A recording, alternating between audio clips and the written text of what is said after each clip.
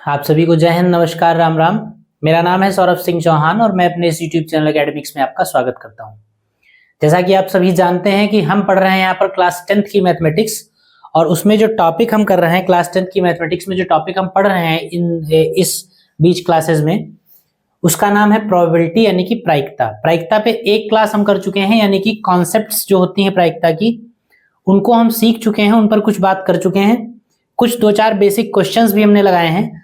तो उसी क्रम में उस पहली क्लास के बाद आज की क्लास में उसी के आगे से सवालों को हम कंटिन्यू करेंगे, क्वेश्चंस को कंटिन्यू करेंगे। आइए देखते हैं कि क्या क्या सवाल, क्या क्या क्वेश्चंस हैं जो हमें लगाने हैं और लगाने चाहिए। तो ये कुछ सवाल हमने कर लिए थे और उसके बाद उसी क्रम में उसके आगे जो क्वेश्चंस आएंगे आपके सामने, उसमें से आज की क्लास का जो पहला सवाल है वो ये रहा आपके सामने स्क्रीन पे रहा।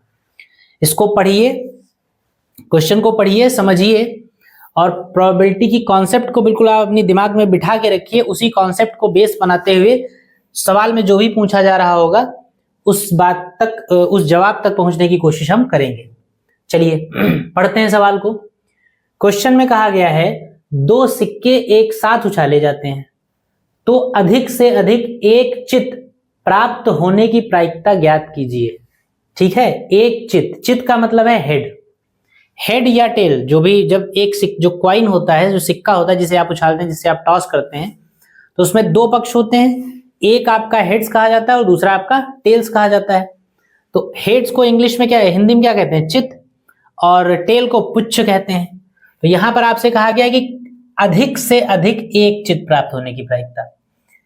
If two coins are toss simultaneously find the probability of getting at most one head. ठीक है, तो आइए समझिए कैसे करते हैं सवाल को। देखिए, सबसे पहले क्वेश्चन जो है, जब भी सवाल आपका न्यूमेरिकल वैल्यूज में ना होकर लैंग्वेज में हो, थियोरी में हो, तो आप लैंग्वेज को हमेशा ध्यान से पढ़िए।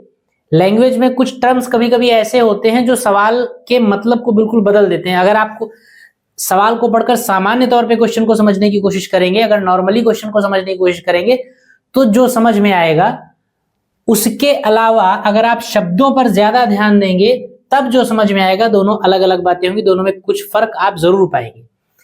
अगर क्वेश्चन को पढ़िए तो आपको पता चलेगा कि क्वेश्चन में देखिए एक चीज पे बड़ा जोर दिया गया है, अधिक से अधिक प्राप्त क्या करना है, चित, यानी कि हमको हेड आए इस बात की प्रायिकता निकालनी है, लेकिन अधिक से अधिक एक हेड आए, मैक्सिमम टू मैक्सिमम वन, एक से ज्यादा हेड नहीं आना चाहिए, इस बात की प्रायिकता आपको निकालनी है। क्या कहा गया है, कितने सिक्के उछाले गए हैं, दो सिक्के एक साथ उछाले गए। जब दो सिक्के एक साथ उछाले गए तो आप जो प्रोबेबिलिटी होती है, जो प्रायिकता होती है, इसके सवालों को थोड़ा सा व्यवहारिक नजरिए से भी आप देखने की कोशिश किया करिए, प्रैक्टिकल वे में आप देखने की कोशिश करिए। जो वस्तुएं, जो ऑब्जेक्ट्स ऐसे आपको दिए जाएं, जिन ऑब्जेक्ट्स को रोजमर्रा की जिंदगी में, डेली यूज लाइफ में आप अपने उनको यूज करते हैं, तो उन ऐसी जितनी भी चीजें हैं उनको जो है आप एक बार इमेजिन करने की कोशिश किया करिएगा कि जो सवाल में कहा जा रहा है वो एक्चुअली क्या कह रहा है। यहां पर कहा गया दो सिक्के उछाले जाए, तो जब दो कॉइन्स को टॉस किया जाएगा, जब दो सिक्के उछाले जाएंगे, तो इसे एक सिक्का उछाला गया, वो नीचे आया, उस पर हेड या टेल में से कुछ भी हो सकता है। दूसरा सिक्का उछाला गया, वो नीचे आया, उस पर हेड या टेल दोनों में से कुछ भी हो सकता है। दो सिक्के ऐसे एक साथ उछाल दिए गए।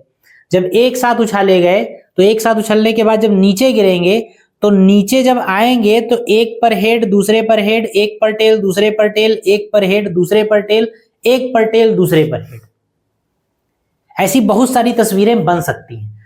तो जो तस्वीरें, जो सिचुएशंस आप अपनी डेली लाइफ से कनेक्ट करके सोच सकते हैं, उनको आप सोचने की कोशिश करिएगा, तो ये सवाल ज्यादा आसान हो जाएंगे। कहां पर आसानी रहेगी, कहां पर जरूरत पड़ेगी ऐसी चीजों को, आइए देखते हैं, उनको समझने की थोड़ा सा कोशिश करते हैं। यहां पर कहा गया दो सिक्के एक साथ उछाले जाते हैं तो अधिक से अधिक एक चित प्राप्त होने की प्रायिकता, यानी कि मैक्सिमम एक हेड आपको प्राप्त हो, इस बात की आपको प्रायिकता निकालनी है।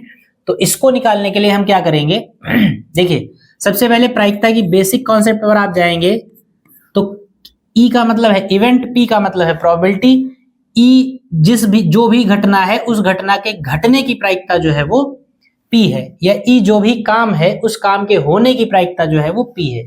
इस P का जो फॉर्मूला आपको बताया गया है वो आपको बताया गया है NE/NS। क्या बताया गया है? NE/NS। इसमें NE और NS क्या है? सबसे महत्वपूर्ण बात बस यही होती है। NE और NS क्या है? NE क्या है? क्वेश्चन में जब आपसे प्रोबेबिलिटी पूछी जाती है तो प्रोबेबिलिटी किसी एक्टिविटी के बाद पूछी जाती है कि अगर ये किया गया तो ये होने की प्रोबेबिलिटी क्या है।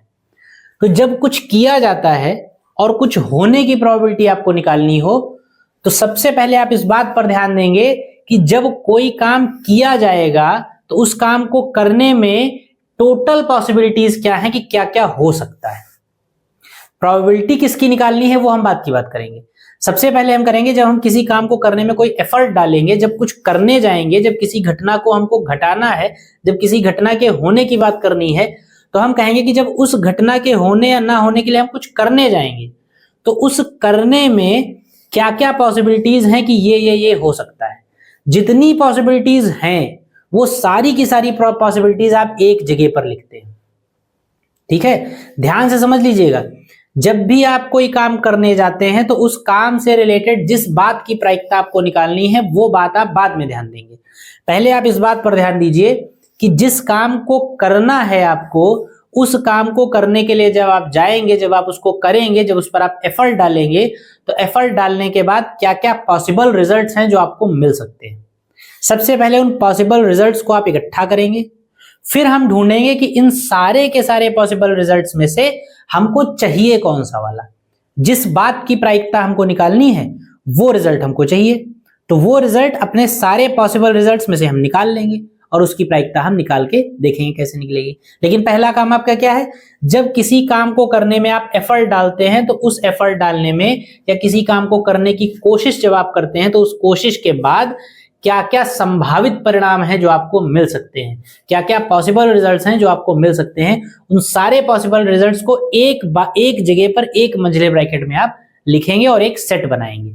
और उस सेट के अंदर जितने नंबर्स आएंगे, मतलब जितने भी पॉसिबल रिजल्ट्स हैं, उनकी काउंटिंग आप करिए।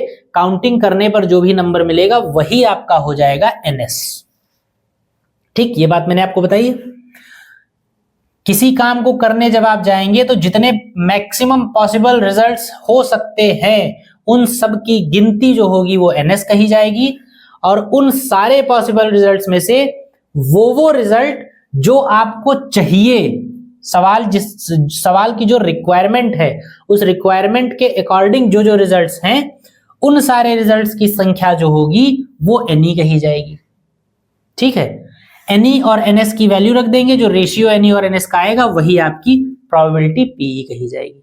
ठीक, तो अब हम सबसे पहले हम क्या करेंगे, ध्यान रखिए, NE और NS में हम सबसे पहले क्या निकालते हैं? NS, और फिर इसी NS में से हम NE निकाल लेते हैं, फिर दोनों की वैल्यू रख देते हैं। सबसे पहला काम हम क्या करेंगे? NS निकालने की कोशिश करेंगे, और NS के लिए सबसे पहले आप S निकालेंगे। S क्या है? कुल संभावित परिणाम। देखिएगा ध्यान से,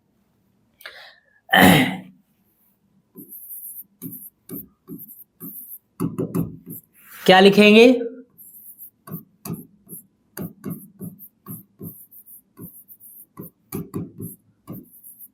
दो सिक्कों को एक साथ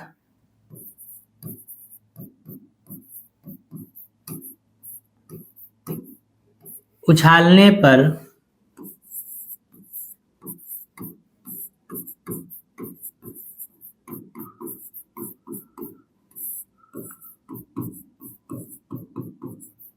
कुल संभावित परिणाम। देखिए, जब दो सिक्के आप उछालेंगे तो जो टोटल पॉसिबिलिटीज होंगी, यानी दो सिक्के जब एक साथ उछाले जाएंगे तो क्या क्या हो सकता है, जितनी होने की संभावनाएं हैं वो सारी की सारी आप लिखेंगे, और उन सारी संभावनाओं को, सारे संभावित परिणामों को हम S के बराबर लिखते हैं एक मंझले ब्रैकेट में। अब ये सारी संभावनाएं क्या हैं उनको जरा देखिए ध्यान से देखिएगा। दो सिक्के हैं ये, ठीक है, ये दो सिक्के जब एक साथ उछाले जाएंगे तो एक साथ उछलने के बाद जब जमीन पर आएंगे तो क्या क्या पॉसिबिलिटीज हैं बताइए। हो सकता है एक सिक्के पर H आए और दूसरे पर भी H आ जाए, एक पर हेड दूसरे पर भी हेड। चित का मतलब हेड है, इतना आप समझिएगा। एक पर हेड आए दूसरे पर भी हेड आए। हो सकता है भाई दो सिक्के जब नीचे गिरे तो दोनों पर हेड आ जाए, दोनों पर चित आ जाए।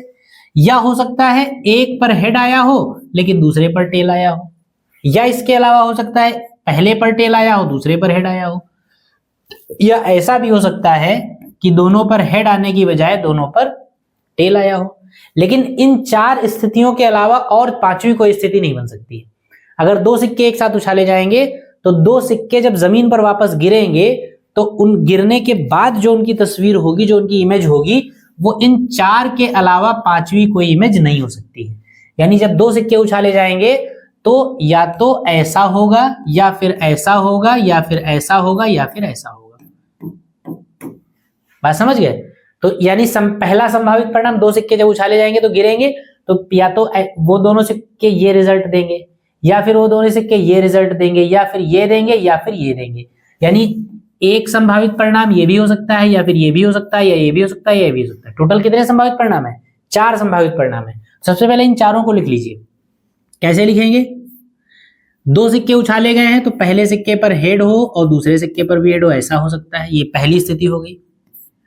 पहले सिक्के पर हेड हो और दूसरे सिक्के पर टेल हो, ये दूसरी स्थिति हो सकती है। पहले सिक्के पर टेल हो दूसरे पे हेड हो, ऐसी स्थिति हो सकती है। और दोनों पे टेल हो, ऐसी स्थिति भी हो सकती है। टोटल ये 4 स्थितियां हो सकती हैं। तो कुल संभावित परिणाम जो है वो ये हो सकते हैं, या तो ये रिजल्ट होगा, या फिर ये रिजल्ट होगा, या फिर ये रिजल्ट होगा, या फिर ये रिजल्ट होगा। इनको अलग अलग मत काउंट कर लीजिएगा, 1 2 3, ये 2 नहीं है, क्योंकि जब 2 सिक्के उछाले जा रहे हैं तो 2 सिक्कों के पेयर की बात की जा रही है। वो जो भी रिजल्ट आएगा वो 1 गिना जाएगा। तो पहले पे हेड दूसरे पे हेड, ये 1 पेयर बना, तो यानी ये रिजल्ट हो सकता है, या फिर ये, या फिर ये, और या फिर ये, ऐसा रिजल्ट हो सकता है। यानी कुल संभावित परिणाम जो है वो ये है। कुल संभावित परिणाम, टोटल पॉसिबल रिजल्ट जो होते हैं उसको हम एस के बराबर लिखते हैं। फिर हम क्या देखते हैं, इस एस में नंबर्स कितने हैं, ये एस में जितने भी लिखे हुए हैं इनकी गिनती कितनी है, जिसको आप एनएस कह देंगे। तो क्या कहेंगे, इसलिए एनएस बराबर, एनएस का मतलब है एस में नंबर ऑफ एलिमेंट्स, इनकी काउंटिंग, कितने ग्रुप्स हैं, तो 1 2 3 और 4। तो एनएस की वैल्यू कितनी है, 4। ठीक।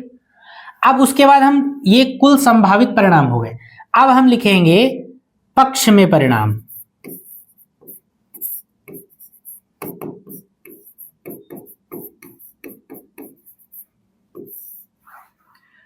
पक्ष में परिणाम, पक्ष में परिणाम जो होंगे उसको हम ई कहते हैं। पक्ष में परिणाम का मतलब क्या होता है? पक्ष में परिणाम का मतलब होता है कि जिस बात की प्रायिकता सवाल में निकालनी है उस पक्ष के परिणाम कौन कौन से हैं। तो उस पक्ष के परिणाम कौन कौन से, ध्यान से देखिएगा। यहां पर क्या कहा गया है, कहा गया अधिक से अधिक एक हेड हो, बस। मैक्सिमम कितने हेड हो सकते हैं, 1 हेड। यानी हेड 1 से ज्यादा नहीं होना चाहिए, 1 से कम हो चलेगा लेकिन 1 से ज्यादा नहीं होना चाहिए।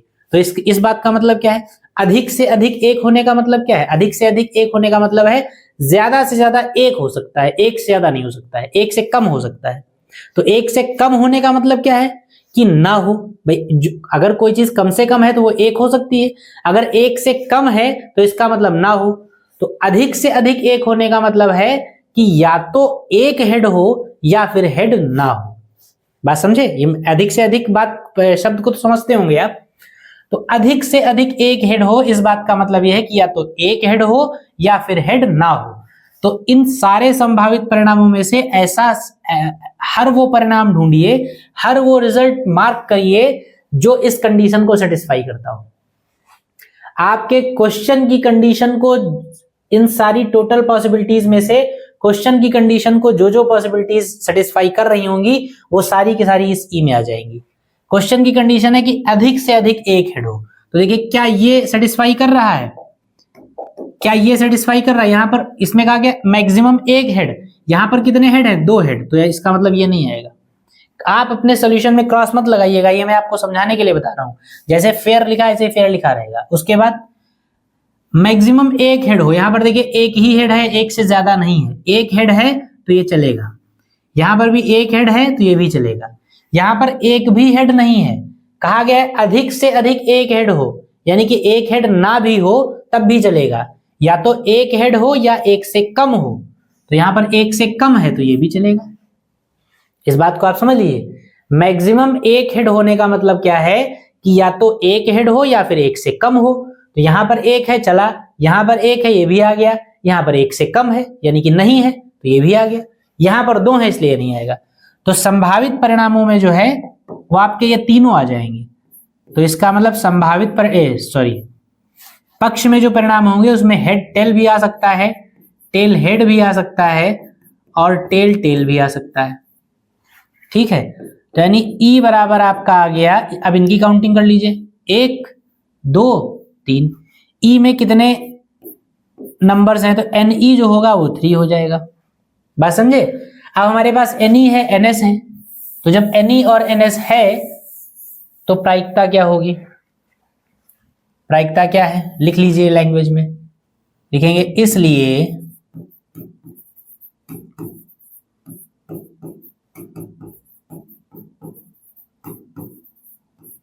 अधिक से अधिक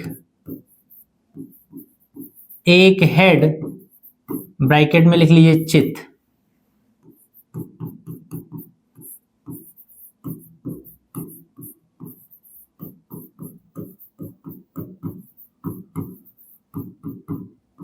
प्राप्त करने की प्रायिकता पीई बराबर N E upon N S. N E कितना है, देखिए N E upon N S formula होता है, एन ई कितना है 3 और एन एस कितना है 4, तो ये आपका हो गया 3/4। बस यही आंसर। सबसे जो महत्वपूर्ण बात है, जो सबसे इंपॉर्टेंट चीज इसमें है वो ये, इस बात को समझना कि आप संभावित परिणाम कैसे निकालते हैं, टोटल पॉसिबिलिटीज कैसे निकालते हैं। अगर ये सही निकल आया एक बार तो इसके सही होने के चांसेस रहते हैं, लेकिन अगर ये गलत हो गया तो फिर आगे का पूरा सवाल मान लीजिए आपका गलत हो ही जाना है। इस तरीके से इस क्वेश्चन को लगाएंगे, इस तरीके के और भी क्वेश्चंस को लगाएंगे, और जैसे जैसे आप एक क्लास आप कर चुके, जैसे जैसे और सवाल आप लगाएंगे वैसे वैसे आप और तेज होंगे इन सॉल्यूशंस में। इसको नोट करिए फटाफट, फिर हम लोग अगले सवाल पे चलते हैं।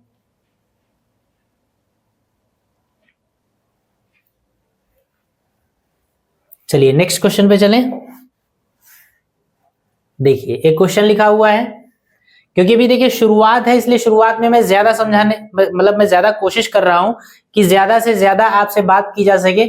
पहली बात तो है कि ऑनलाइन क्लास है, तो मुझे ये पता नहीं चलता है कि जो आप लोग जो कैमरे के उस तरफ हैं वो उनको किन चीजों में डाउट है, जो मैं बोल रहा हूँ वो समझ में आ रहा है या नहीं आ रहा है, कहीं पे कोई समस्या है। इसीलिए मैं चीजों को रिपीट कर देता हूँ बार बार, और एक कॉन्सेप्ट जो एक सवाल में बताता हूँ उसको 2-3 क्वेश्चंस में कोशिश करता हूँ कि उसको रिपीट कर दूं, उतनी ही डिटेल में बताऊं। क्योंकि जब आपको एक बार समझ में आ जाएगा फिर चीजें आपके लिए आसान हो जाएंगी। लेकिन फिर भी अगर मान लीजिए पहले ही समझ में आ जाता है, उसके बाद भी चीजें आपको रिपीटेड लग रही हैं, तो आप थोड़ा सा पेशेंस, थोड़ा सा धैर्य बनाए रखिएगा इस चीज के लिए, क्योंकि ऑफलाइन क्लास नहीं, मुझे पता नहीं चल पाता है कि कितनी देर में आपको समझ में आया, कितनी बार में आपको समझ में आया। इसलिए मैं कोशिश करता हूं कि ना समझ में आए ऐसा ना हो, चीजें एक से ज्यादा बार रिपीट हो जाएं, वो इसमें इतनी दिक्कत नहीं होगी। लेकिन मान लीजिए मैं एक बार पढ़ा के निकल जाऊं, आपको समझ में ना आए, तो फिर मेरा पढ़ाना भी बेकार, आपका पढ़ना भी बेकार। तो इसलिए मैं कोशिश करता हूं कि ज्यादा से ज्यादा बार कुछ चीजों को आपको शुरुआत में बताया जाए।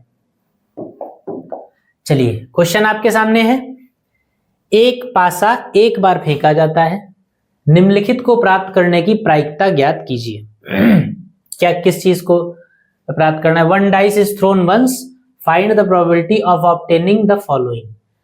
पासा आप जानते हैं, आप सभी लोग देखिए पासा क्या मतलब पासा तो जानते होंगे, लूडो सबने खेला होगा। लूडो में जो डाइस होता है, जो पासा होता है, अगर मान लीजिए कोई नहीं जानता है, वैसे इतना अबोध कोई होगा नहीं कि पासा नहीं जानता है, लेकिन फिर भी इन केस मतलब जानते भी हैं, फिर भी मैं एक बार बता दे रहा हूं कि पासा डाइस जो होता है उसमें वो क्या होता है, क्यूब होता है एक। ठीक है, क्यूब का मतलब घन। घन में कितने सरफेसेस होते हैं, कितने फलक होते हैं? 6। जो क्यूब होता है उसमें 6 सरफेसेस होते हैं। तो जो पासा होता है, जो डाइस होता है, वो क्यूब होता है एक्चुअली, और उस क्यूब के हर सरफेस पर एक नंबर लिखा होता है। नंबर्स की स्टार्टिंग 1 से होती है, क्योंकि 6 सरफेसेस हैं तो 6 तक लिखा हुआ होता है। यानी कि जो पासा होता है, पासा के 6 सरफेसेस पे 1 2 3 4 5 6, 1 से लेकर 6 तक गिनतियां लिखी होती हैं। एक सरफेस पे 1 लिखा होगा, किसी दूसरी सरफेस पे 2 लिखा होगा, एक पे 3 लिखा होगा, एक पे 4 लिखा होगा, एक पे 5 लिखा होगा और एक पर 6 लिखा होगा। तो इस तरीके की एक आकृति होती पासा डाइस, जो कि आप जानते हैं। और जब आप लूडो खेलते हैं तो आप क्या करते हैं, पासे को ऐसे फेंकते हैं। जब पासे को फेंकते हैं तो टोटल जो 6 नंबर्स हैं उनमें से कोई भी आ सकता है, कभी भी। आपको पता नहीं होता कि ऊपर जब आप पासा ऐसे उसको करके ऐसे फेंकेंगे तो कौन सा नंबर ऊपर आएगा आपको मालूम नहीं होता है। बस ऊपर कौन सा नंबर आएगा, जब आप एक पासा फेंकेंगे तो पासे को फेंकने पर ऊपर कौन सा नंबर आएगा या कोई विशेष नंबर आने की क्या प्रायिकता होगी, ऐसा ही कुछ सवाल ये है। और ऐसे बहुत सारे सवाल आपको प्रायिकता यानी प्रोबेबिलिटी में मिलेंगे। क्या कहा गया, एक पासे को फेंका गया है तो निम्नलिखित को प्राप्त करने की प्रायिकता। निम्नलिखित में पहला क्या है, 3 का गुणज, और दूसरा क्या है, एक अभाज्य संख्या। तो 2 पार्ट्स में सवाल है, 2 सवाल है। कहा गया है एक पासे को जब फेंका जाए तो 3 का गुणज आए ऊपर, मल्टीपल ऑफ 3। जब पासा आप फेंकेंगे तो पासे में जो ऊपर नंबर आएगा वो नंबर 3 का गुणज हो, यानी कि मल्टीपल ऑफ 3 हो। इस बात की कितनी प्रायिकता है, कितनी संभावना है, कितनी पॉसिबिलिटी है, कितनी प्रोबेबिलिटी है, ये आपको निकालना है। तो कैसे निकालेंगे, कभी भी कोई भी क्वेश्चन जब आपको सॉल्व करना होता है तो आप बहुत आगे का नहीं सोचा करिए कि सवाल पढ़े अब यार इसकी प्रायिकता कैसे निकालें। हम सवाल को शुरू करेंगे, बाकी आगे फिर धीरे धीरे होने लगेगा। हम सवाल को यहां से नहीं शुरू करेंगे, हम सवाल को यहां से शुरू करेंगे।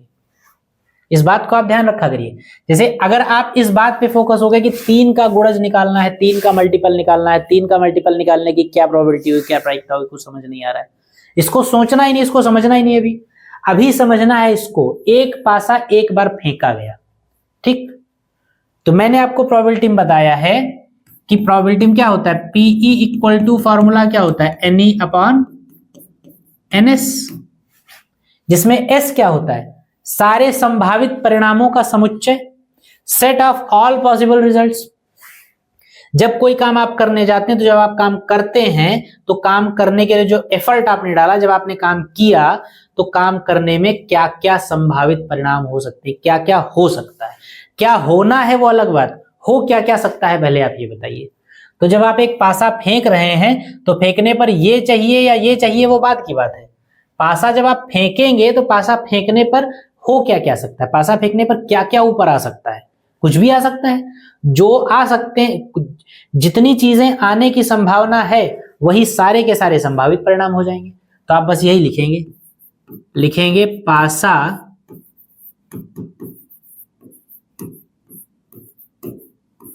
फेंकने पर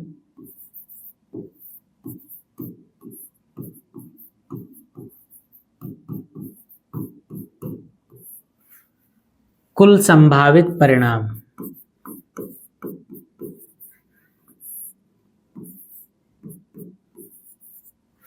बताइए, आप अपने आप सोच के बताइए। आप लूडो खेलते हैं, जब पासा फेंकते हैं तो आपको पता पहले से ही होता है कि पासे में क्या क्या आ सकता है, क्या आएगा ये नहीं पता होता, लेकिन आ क्या क्या सकता है ये पता है, क्या क्या आ सकता है।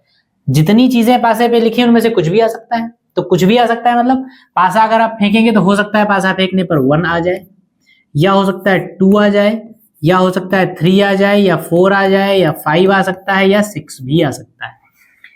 1 से लेकर 6 तक की गिनतियां क्योंकि पासे के सारे सरफेसेस पे लिखी हुई हैं, तो पासा फेंकने पर 1 से लगाकर 6 तक कोई भी गिनती ऊपर आ सकती है, और जो आ सकता है वो सारा सब कुछ आपका संभावित परिणाम होगा, यानी एस के सेट में होगा।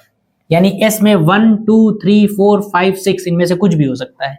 तो नंबर ऑफ एस क्या होगा, एस में नंबर ऑफ एलिमेंट्स कितना है, इसमें टोटल कितने एलिमेंट्स हैं, 6। ठीक, ध्यान रखिएगा यहां पर एनएस ये वाला 6 नहीं है, एनएस का मतलब इनकी गिनती है।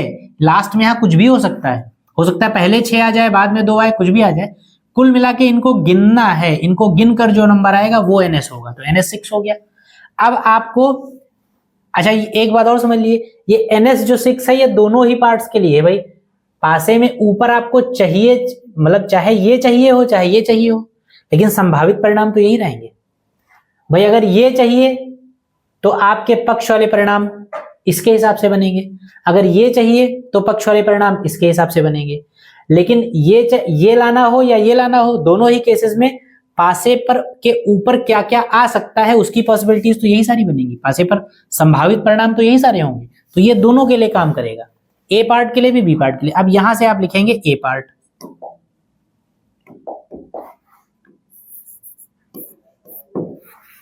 ए पार्ट यहां से लिखिए। ए क्या है, ए है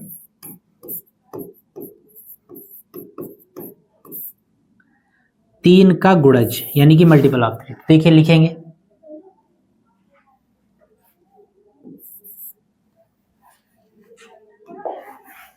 पक्ष में परिणाम।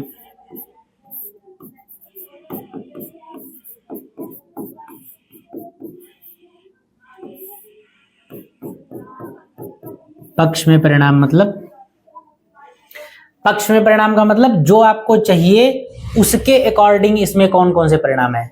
क्या चाहिए आपको? 3 का गुणज चाहिए, और पक्ष या विपक्ष के जो परिणाम होते हैं वो आप संभावित परिणामों में से ही ढूंढते हैं। तो ऐसा नंबर पासे के ऊपर आना चाहिए जो नंबर 3 का गुणज हो, यानी कि मल्टीपल ऑफ 3 हो। तो पासे के ऊपर ये इन सारे में से कोई भी नंबर आ सकता है। हमको चाहिए मल्टीपल 3 का, जो 3 के टेबल में आता हो, पहाड़े में आता हो। तो अगर ऊपर 1 आ जाए तो वो 3 का गुणज नहीं होगा। अगर 3 का गुणज नहीं होगा तो ये पक्ष का परिणाम नहीं होगा। 1 आना हमारे पक्ष में नहीं। 2 अगर आ जाए तो 2 भी 3 का गुणज नहीं है, तो इसका मतलब 2 का आना भी हमारे पक्ष में नहीं है, तो पक्ष के परिणाम में नहीं आएगा। 3 अगर आ जाए तो 3 का गुणज होता है, 3 एकम 3, तो इसका मतलब अगर 3 यहां आ जाए तो ये हमारे पक्ष का परिणाम है। 4 3 का गुणज नहीं है, पक्ष में नहीं। 5 3 का गुणज नहीं, मल्टीपल ऑफ 3 नहीं है, तो पक्ष में ये भी हमारे नहीं, ये भी हमारे फेवर में नहीं है। 6 अगर आ जाए तो 6 जो है वो क्या है? 3 का गुणज है। 6 जो है मल्टीपल ऑफ 3 है, तो इसका मतलब अगर 6 आ जाए तो 6 जो होगा वो 3 का मल्टीपल होगा, यानी वो भी हमारे फेवर में होगा, पक्ष में होगा। तो यानी अगर इन ये सारे संभावित परिणाम है, इनमें से 3 और आ कुछ भी सकता है, लेकिन अगर 3 और 6 आ जाए तो जो हमको चाहिए वही हमको मिलेगा। तो 3 और 6 हमारे क्या हो जाएंगे? पक्ष के परिणाम, जिनको आप ई कहते हैं। और जब इसको आप ई कहते हैं तो आप नंबर ऑफ ई क्या होगा? इसमें कितने हैं? 1 2, तो नंबर ऑफ कितने हो जाएंगे? नंबर ऑफ ई 2 हो जाएगा, यानी एनी आपका 2 हो जाएगा। तो लिखेंगे इसलिए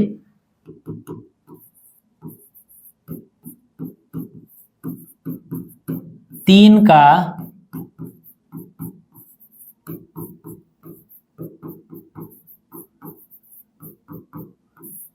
गुणज होने की प्रायिकता पीई बराबर एनई अपॉन एनएस। एनई कितना है? 2, और एनएस कितना है? 6। कैंसिल आउट कर दीजिए, 2 एकम 2, 2 3 6। 3 का गुणज होने की प्रायिकता अगर आपको निकालनी है तो 1/3 आएगी। इस बात को आप लिख लीजिए। फिर सेकेंड पार्ट हम लोग करते हैं, एक अभाज्य संख्या, इसको नोट करिए फटाक से। आइए दूसरे पार्ट पे आइए। दूसरे पार्ट में क्या करेंगे? इसको भी गाड़ ही दीजिए।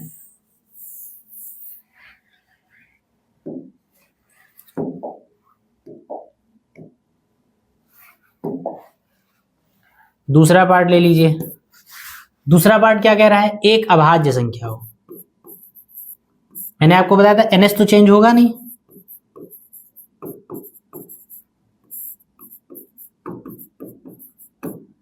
एक अभाज्य संख्या हो यानी प्राइम नंबर हो। प्राइम नंबर्स क्या होते हैं? प्राइम नंबर्स यानी अभाज्य संख्याएं क्या होती हैं?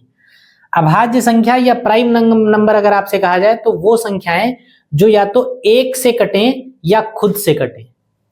ऐसे नंबर्स जो 1 और खुद को छोड़कर बाकी किसी से डिविजिबल नहीं होते हैं, किसी से नहीं कटते हैं, वो प्राइम नंबर्स कहे जाते हैं। जैसे 3 किसी से नहीं कटता है। ध्यान रखिएगा, प्राइम नंबर्स और ऑड नंबर्स को अलग रखिएगा। 2 से ना कटने वालों को प्राइम ना कह दीजिएगा। 2 से जो नहीं कटते हैं वो ऑड होते हैं। प्राइम का मतलब होता है दुनिया में किसी भी संख्या से वो नहीं कटेंगे, केवल खुद से कटेंगे या 1 से कटेंगे। जैसे 3 है, जैसे 5 है, 7 है, 11 है, 13 है, 17 है, ये सारी संख्याएं किसी से नहीं कटती, तो इसलिए ये प्राइम नंबर्स कहे जाएंगे। तो हमसे कहा गया है कि ऊपर प्राइम नंबर आ जाए, कोई अभाज्य संख्या आ जाए, इस बात की क्या प्रायिकता होगी? तो फिर से आप लिखेंगे अभाज्य संख्या के लिए पक्ष में परिणाम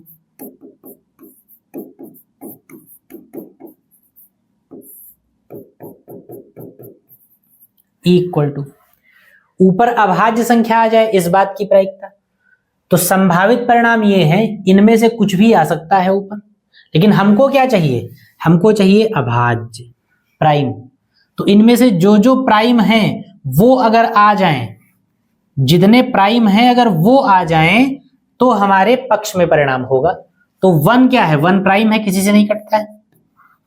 2 प्राइम है, ध्यान रखिएगा 2 भी प्राइम है, क्योंकि 2 भी किसी से नहीं कटता है। 2 या तो 2 से कटेगा या 1 से कटेगा, बाकी किसी से नहीं कटेगा। 2 भी प्राइम है, 3 भी प्राइम है, 4 प्राइम नहीं है क्योंकि 4 2 से कटता है, 5 प्राइम है, 6 तो बिल्कुल प्राइम नहीं क्योंकि 6 2 से भी कटता है, 3 से भी कटता है। कोई भी ऐसा नंबर जो खुद से कटे और 1 से कटे, इसके अलावा किसी से ना डिवाइड हो, वो प्राइम होगा। तो 1 2 3 5 ये सारे के सारे प्राइम नंबर्स हैं, यानी इनमें से पासे के ऊपर कुछ भी आए, जो भी मतलब अगर ये होगा पासे पर तो भी आप कहेंगे अभाज्य संख्या आ गई, अगर ये आएगा तो भी आप कहेंगे अभाज्य आई, 3 या 5 इनमें से कोई आए तब भी आप कहेंगे अभाज्य आई। तो यानी इनमें से कुछ भी आ जाए जो आपको चाहिए वही आपको मिलेगा। तो नंबर ऑफ ई कितना होगा, 1 2 3 4 आ जाएगा। NS 6 है, NE 4 है, तो प्रायिकता निकाल लीजिए। किस बात की प्रायिकता,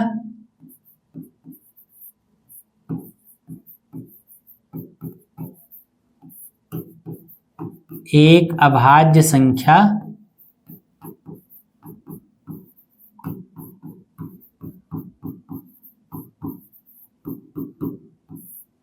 होने की प्रायिकता PE equal to NE upon NS। NE कितना है 4, NS कितना है 6, सॉल्व कर लीजिए, 2 दूनी 4, 2 तिहाई 6। ये आपका अभाज्य संख्या होने की प्रायिकता भी आपको मिल गई 2/3। इस क्वेश्चन को आप नोट करिए, फिर हम लोग अगले सवाल पे चलते हैं। आइए अगला सवाल देखा जाए। चलिए पढ़िए, सवाल को पढ़िए।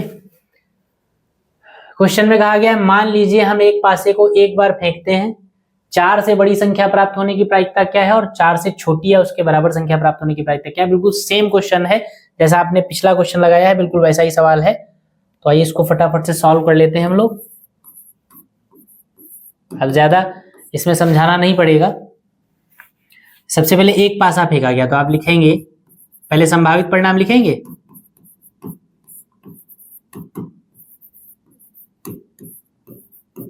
एक पासा फेंकने पर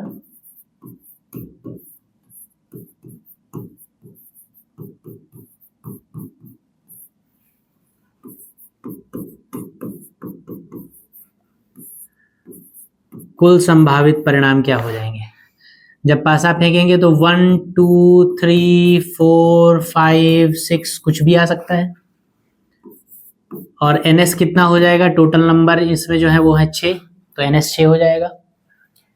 पहला पार्ट जो आपका है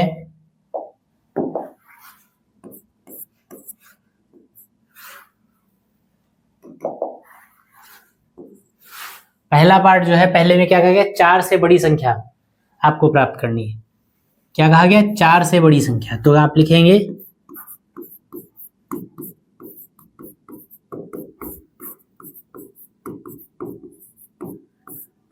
4 से बड़ी संख्या। तो 4 से बड़ी संख्या के पक्ष के परिणाम अगर आपको निकालने हो, पक्ष में परिणाम जिसको आप ई कहते हैं, क्या हो जाएगा, जो टोटल संभावित परिणाम है उनमें से ऐसी कौन कौन सी संख्याएं हैं जो 4 से बड़ी हैं। जो संख्याएं 4 से बड़ी हैं वो सारे आपके फेवर में होंगे। तो 4 से बड़ी अगर आपको 5 मिल जाए या फिर 4 से बड़ी आपको 6 मिल जाए।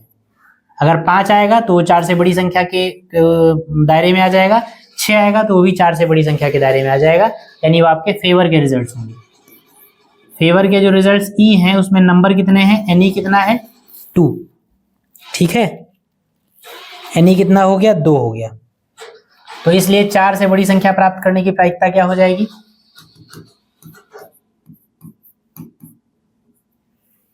लिखेंगे इसलिए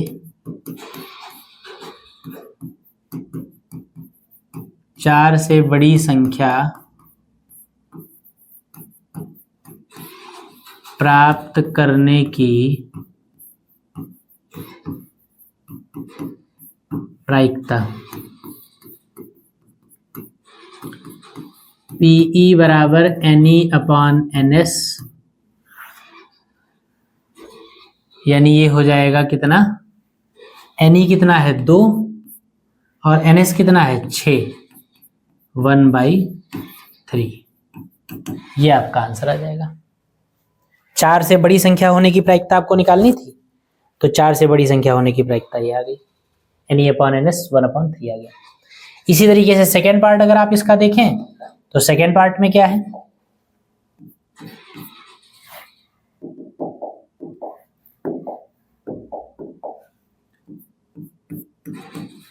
सेकेंड पार्ट में क्या है, 4 से छोटी या उसके बराबर। सेकेंड में कहा गया है 4 से छोटी या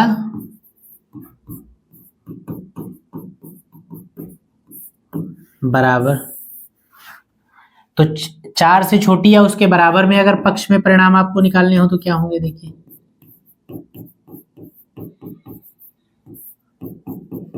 ई बराबर क्या होगा।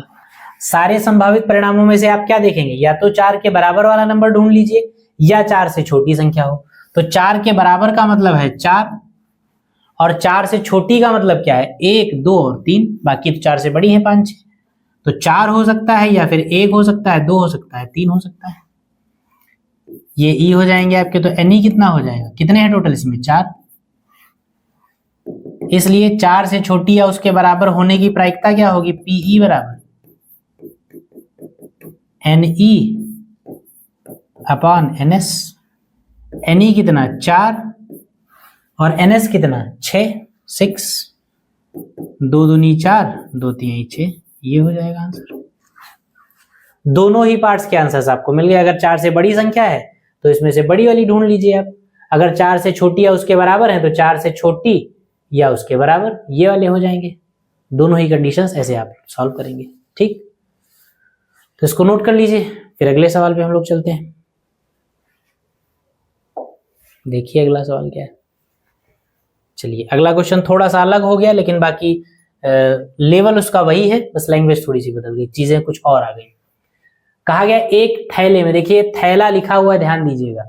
एक थैले में 4, ये साल नहीं है लाल है, गजब लिखावट है।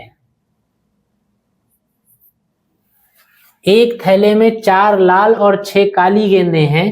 थैले से एक गेंद यादृच्छा का मतलब रैंडमली निकाली जाती है, तो गेंद के काली होने की प्रायिकता क्या होगी। देखिए ये भी आसान सा क्वेश्चन।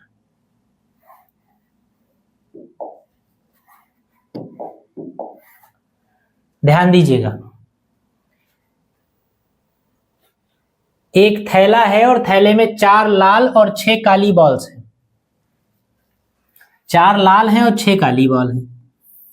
ये एक थैला है, ठीक है। इसमें 4 बॉल लाल हैं, 1 2 3 4, और 6 काली हैं, 1 2 3 4 5 6, ठीक। ये एक बैग हो गया, बैग में 4 लाल बॉल हैं और 6 काली बॉल्स हैं। उसमें से एक गेंद, इसमें हाथ किसी ने डाला, देखा नहीं, देखना नहीं, इसमें हाथ किसी ने डाला, एक बॉल इसमें से निकाल ली रैंडमली, कौन सी आई पता नहीं। तो एक बॉल जो निकाली है, अब देखिए जब हाथ आप थैले में डालेंगे तो थैले में टोटल कितनी बॉल्स हैं, 4 लाल और 6 काली, टोटल 10 बॉल्स हैं। तो जब आप थैले में हाथ डालेंगे तो इन 10 में से कोई भी बॉल आपके हाथ में आ सकती है, ठीक है। जब कोई भी बॉल आपके हाथ में आ सकती है तो कुल संभावित परिणाम क्या हो जाएंगे, फिर वही बात है। जब आपको एक बॉल निकालनी है तो बॉल निकालने के लिए जब आप जाएंगे तो कौन सी चाहिए वो आपके पक्ष का परिणाम होगा, लेकिन कौन कौन सी आ सकती है वो संभावित परिणाम होंगे, टोटल पॉसिबिलिटीज होंगी। तो जब आप थैले में हाथ डालेंगे तो इन 10 में से कोई भी बॉल आपके हाथ में आ सकती है, यानी कि 4 लाल बॉलों में से भी कोई हो सकती है, या फिर 6 काली बॉल्स में से भी कोई हो सकती है। यानी कुल संभावित परिणाम होंगे 10। कैसे 10 होंगे, जब आप थैले में हाथ डालेंगे तो ये बॉल भी आ सकती है एक, ये बॉल भी आ सकती है दूसरा परिणाम, अगर इन ये दोनों नहीं है तो ये आएगी तीसरा परिणाम, अगर ये भी नहीं आई तो ये आएगी चौथा परिणाम, या फिर ये आएगी, या फिर ये आएगी, या ये, इस तरीके से 10 में से कोई भी बॉल आ सकती है। तो कुल संभावित परिणाम 10 होंगे, और उन 10 में से हमारे पक्ष का परिणाम वो होगा जिस बात की हमको प्रायिकता चाहिए होगी। तो सबसे पहले हम संभावित परिणाम लिखेंगे। ठीक है,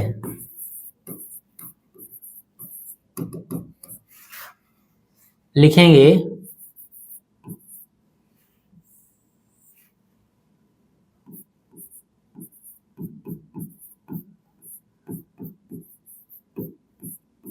चार लाल तथा 6 काली गेंदों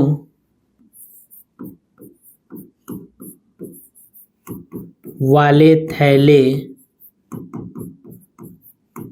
में से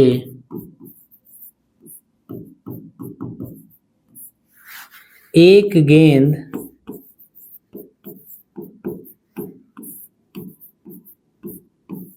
निकालने पर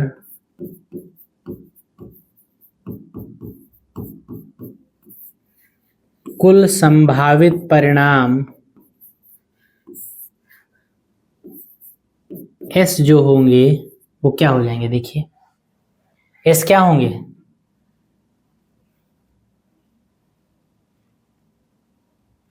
6 ब्लैक बॉल्स हैं, वो भी 6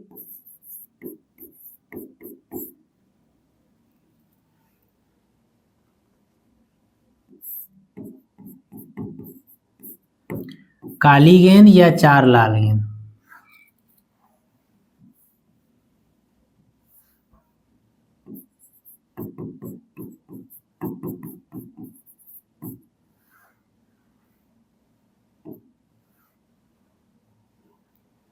इसको ऐसे मत लिखिए क्योंकि यहां पर ये है तो सीधे एनएस लिखिए। कुल संभावित परिणाम क्या हो जाएंगे? एनएस।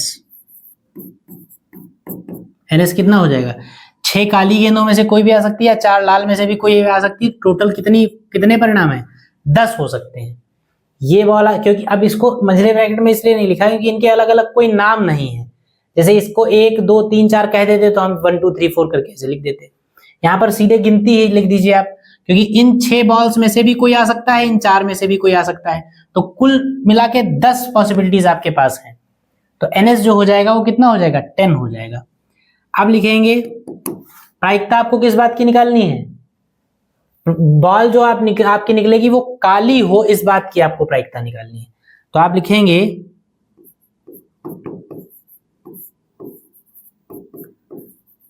गेंद के काले होने के पक्ष में परिणाम एनी। आपसे कहा कि बॉल जो निकलेगी वो 10 तरीके से निकल सकती है। 1 से लगाकर 10 तक के बॉलें हैं, इन 10 में से कोई भी निकल सकती है। 10 तरीके से निकल सकती तो एनएस आपका 10 हो गया। लेकिन जो बॉल आपको निकालनी है वो काली ही हो, इसके लिए जरूरी है कि इन 6 में से ही कोई बॉल निकले, ये 4 में से ना निकले। तो यानी काले होने की संभावना गेंद के तब है जब बॉल या तो ये निकले या फिर ये या फिर ये या फिर ये या फिर ये या फिर ये। जितनी काली बॉल्स हैं उनमें से ही अगर कोई बॉल आपके पास आ जाए तो जो रिजल्ट है वो आपके फेवर में होगा।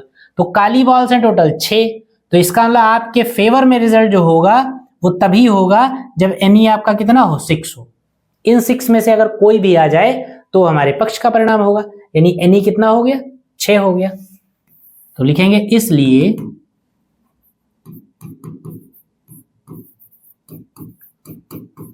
गेंद काली होने की प्रायिकता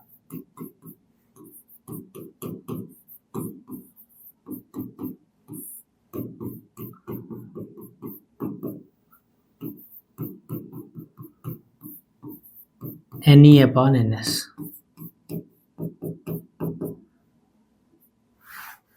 एनई कितना है? 6 और एनएस कितना है? 10। 2 तिहाई 6, 2 पंचे 10। गेंद काली हो इस बात की प्रायिकता आपकी कितनी आ गई? 3/5। इसी में अगर आपसे कह दिया जाता कि गेंद लाल हो इस बात की प्रायिकता, तो अगर लाल कह दिया जाता तो एनई आपका इनमें से कोई होना चाहिए था, तो एनई आपका 4 हो जाता, 4/10 आ जाता।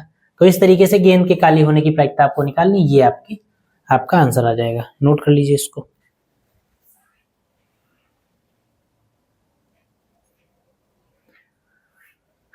चलिए एक क्वेश्चन और देख लेते हैं।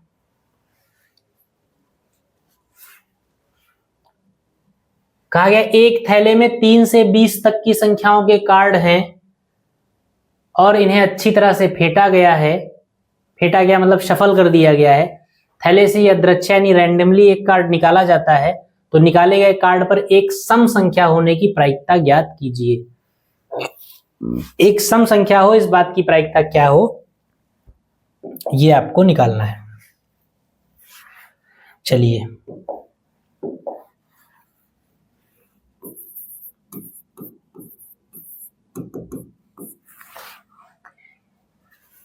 एक थैले में 3 से 20 तक की संख्याओं के कार्ड हैं, तो सबसे पहले आप लिखेंगे कुल कार्ड कितने।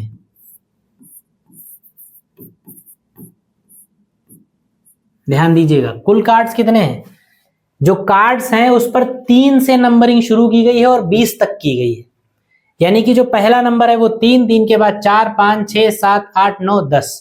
टोटल कार्ड्स कितने होंगे, टोटल कार्ड्स होंगे 3 से लेकर 20 तक, यानी पहला और दूसरा नहीं है, 1 और 2 नहीं है। जितने भी कार्ड्स हैं उन कार्ड्स पे गिनती की शुरुआत कहां से की गई, 3 से शुरुआत की गई है और 20 तक नंबर लिखे गए हैं। तो कौन कौन से नंबर नहीं लिखे गए हैं, 1 और 2 नहीं लिखा गया, बाकी 3 से लगाकर 20 तक सारे नंबर लिखे गए हैं। तो 1 और 2 नहीं लिखा गया, तो इसका मतलब कुल कार्ड्स कितने हैं, टोटल कार्ड्स जो हैं वो हैं 18। भाई 3, 4, 5, 6, 7, 8, 9, 10, 11, 12, 13, 14 ऐसे 20 तक जब आप गिनेंगे तो टोटल कार्ड्स कितने हैं, 18 कार्ड्स हैं। ठीक, जब इन सारे कार्ड्स में से रैंडमली एक कार्ड हम निकालेंगे तो संभावित परिणाम हमारे कितने होंगे, क्योंकि 18 कार्ड हैं तो 18 ही संभावित परिणाम होंगे, क्योंकि जब 18 कार्ड हैं तो 18 में से कोई भी कार्ड हमारे हाथ में आ सकता है, और 18 कार्ड्स में से कोई भी कार्ड आने का मतलब है, हो सकता है पहला कार्ड आता, हो सकता है दूसरा, हो सकता है वो कार्ड मिले इस पे 3 लिखा हो सकता है वो कार्ड मिले इस पे 4 लिखा हो, या 5 वाला आ सकता है, 6 वाला आ सकता है, 7 वाला आ सकता है। ऐसे ही 20 तक नंबर जितने कार्ड्स पर लिखे उनमें से कोई भी कार्ड आपके हाथ में आ सकता है। इसलिए जो कुल संभावित परिणाम होंगे वो जितने कार्ड्स हैं उतनी पॉसिबिलिटीज हैं, उतने टोटल पॉसिबल रिजल्ट्स हैं। तो आप लिखेंगे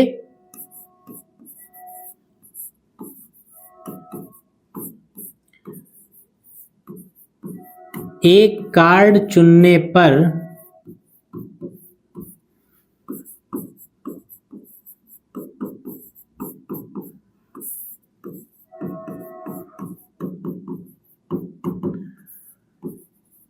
कुल संभावित परिणामों की संख्या NS बराबर क्या होगा, 18। जितने कार्ड्स हैं उनमें से कोई भी कार्ड हमारे हाथ में आ सकता है, इसलिए NS जो होगा वो आपका कितना हो जाएगा, 18 हो जाएगा। ठीक, अब हमसे हमारे पक्ष में परिणाम क्या होंगे, पक्ष में हमको क्या चाहिए, उस कार्ड पर 3 से लेकर 20 तक नंबर्स लिखे हैं, लेकिन हमको जो कार्ड चाहिए उस पर सम संख्या हो, केवल इवन नंबर लिखा होना चाहिए बस। तो हम लिखेंगे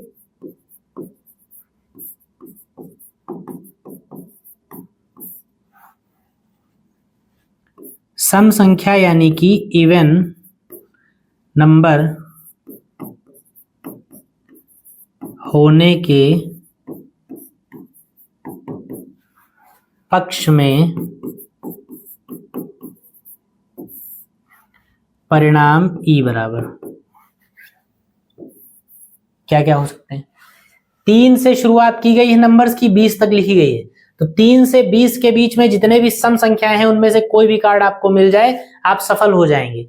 एक कार्ड जो आपने निकाला उस पर अगर सम संख्या लिखी है तो उसी सम संख्या होने की प्रायिकता आपको निकालनी है। तो सम संख्या यानी इवन नंबर वाला कार्ड आपको चाहिए। इवन नंबर वाला कार्ड होने का मतलब यह है कि कार्ड पर या तो 4 लिखा हो, या 6 लिखा हो, या 8, 10, 12, 14, 16, 18 या 20। ये सारे के साथ 3 से लेकर 20 तक की सारी के बीच की जितनी भी इवन नंबर्स हैं, जितनी सम संख्याएं वो सारी ये हैं। इनमें से कोई भी कार्ड आपको मिल जाए आप सफल हो जाएंगे, यानी कि इनमें से कोई भी कार्ड मिलने पर जो रिजल्ट होगा, जो परिणाम होगा वो आपके फेवर में होगा, आपके पक्ष में होगा। तो पक्ष का परिणाम है ये E है। इस E में नंबर ऑफ एलिमेंट्स कितने हैं, यानी Ne कितना है। Ne के लिए आप इसको काउंट कर लीजिए, 1, 2, 3, 4, 5, 6, 7, 8, 9। तो NE कितना है? 9 हो जाएगा। अगर NE इतना है तो इस NE के लिए PE कितना होगा, यानी लिखेंगे सम संख्या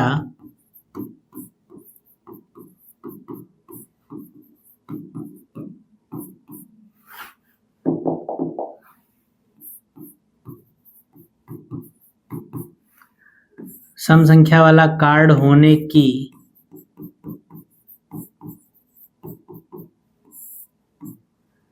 प्रायिकता PE बराबर NE/NS। NE कितना है 9 और NS कितना है 18, NE कितना आ जाएगा 1/2। ये आपका आंसर आ गया।